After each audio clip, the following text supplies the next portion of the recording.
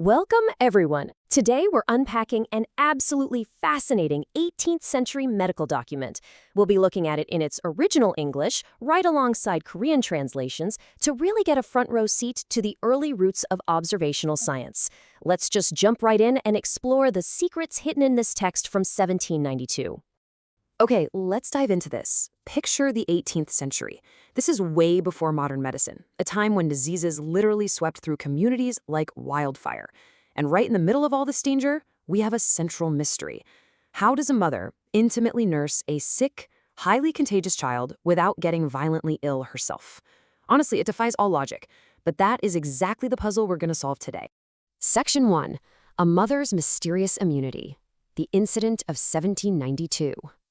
To really grasp how crazy this incident is, you have to remember that there are no vaccines back then, and germ theory isn't even fully a thing yet. Enter Sarah Portlock. The text calls her a woman of this place, which grounds her right in the author's local community.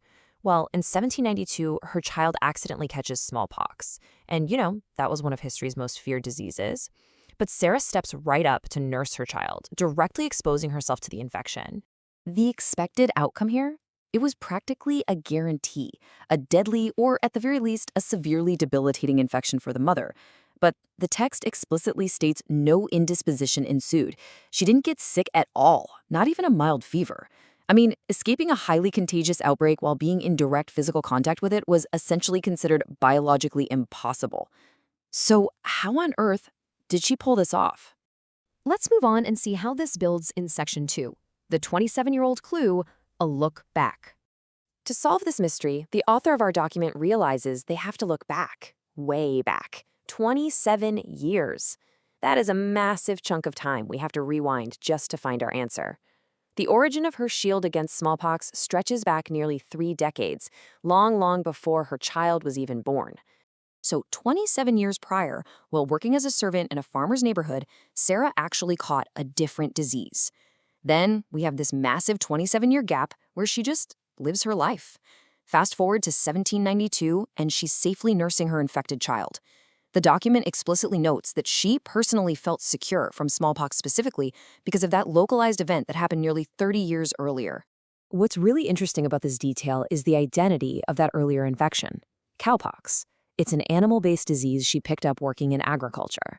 She personally conceived or believed that this seemingly random, much milder illness from her youth was the exact thing making her secure from the deadly smallpox now.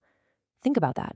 A rural occupational hazard transformed into a lifelong biological shield. Section 3. The Variolous Matter Test, Pushing the Limits. Our author wasn't just going to take this miraculous accident at face value. Acting like an early pioneer of medical observation, they pushed the limits, basically acting like a detective, building a rock-solid case. Step 1, she nursed the sick child. Step 2, she remained continuously in the highly infected room. But Step 3, this is where it gets incredibly intense. The author intentionally inserted variolous matter, literal, active infectious material from a smallpox patient, directly into both of her arms. They were actively trying to break her immunity. And the result? Despite having the live, dangerous disease deliberately introduced into her arms, the text records that it happened without any further effect than in the preceding case. Her body remained completely unaffected. No way, right? The cowpox from 27 years ago absolutely held the line. Section 4. Immunity withstands time. The author's breakthrough. So, the crucial point here is that this incredible incident wasn't just some random, lucky anecdote. It was a carefully documented piece of a much larger scientific argument. The text notes the author purposely selected several cases exactly like this one. They were rigorously testing the boundaries of time and biology by specifically looking for situations where the initial disease, the cowpox, had appeared at a very distant period before the experiment. Which leads to this absolutely groundbreaking conclusion. The author states their ultimate goal was to show that the change produced in the Constitution is not affected by time. This simple case of a mother and child in a local farming neighborhood demonstrated that once the body learns how to fight off this enemy, it actually remembers. It's a microscopic memory that lasts for decades, guarding the body against future harm. So what does this all mean for us? Well, it leaves us with a pretty thrilling question to ponder.